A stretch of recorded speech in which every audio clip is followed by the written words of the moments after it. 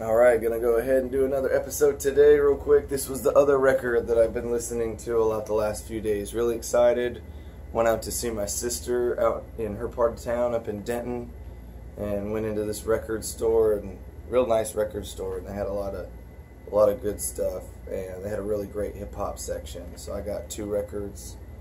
I got this MF Doom special guests record, which is real cool. I've been listening to that. Got a lot of songs that he did, with Master Killer, Jizza, a song from Mad Villain album, and it's got Vast Air. But anyway, this is the one that I want to talk about because this is the one that I really, really enjoy. So this is a hip-hop jazz fusion album that was birthed out of an idea from Guru from Gang Starr. And he decided to go ahead and get actual jazz musicians and have them work arrangements around songs and raps that he'd written that he wanted to specifically have like a real cool jazz feel with. And he got MC Solar on here, Donald Byrd, he's really good, and yeah, Donald Byrd on the trumpet and on the piano. You got Roy Ayers on here.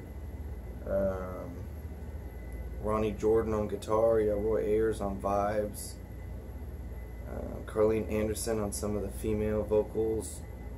And anyway, this is a really cool album because it's kind of got that like early Tribe Called Quest type of feel, but instead of it being a loop of part of a jazz song, these are all like original jazz compositions. So it's a little bit more like bassy, kind of fast, real, like the drums are definitely in the pocket. They're there. They're carrying the groove, and then everything else is just kind of soloing and noodling in and out. It just sounds really good. So he came out with 2 volumes of this, and I had gotten a digital copy of volume 2, and it was cool. But every time I kept hearing people refer to that concept of an album that Guru did, everyone just kept naming it Jazzmatazz, Jazzmatazz. And when I walked by the other day, I didn't have much money to spend, but I knew if I got all the way back home, and let's say I went out there in a week and it was gone, I was really, really going to be upset with myself. So I went ahead and picked it up and came home and probably listened to it 3 or 4 times since already. It's really cool. You know, he's got a whole introduction talking about where he's coming from with the idea of the, it says right here, Jazzmatazz represents one of the very first full-fledged attempts to fuse rap and jazz. Jazz has been adding flavor and elegance to rap ever since the first rap DJs began cutting and scratching in the Bronx in the early mid-70s. Then, it goes on to talk about, what Grandmaster Flash was doing, mixing James Brown, and Donald Byrd, and the Monster Orchestra. Before there was rap records, people were mixing Herbie Hancock and stuff like that. So he goes on to just talk about how a lot of hip-hop came from jazz influences and freestyle, and so then he wanted to go ahead and make something with a full-fledged idea. So he's rapping basically with a whole jazz band playing, and it's got a really great sound. It's real cool. It's solid. Obviously, with Guru from Gang Starr, he always worked really hard and polished his ideas and his rhymes and everything. I mean, he was so great.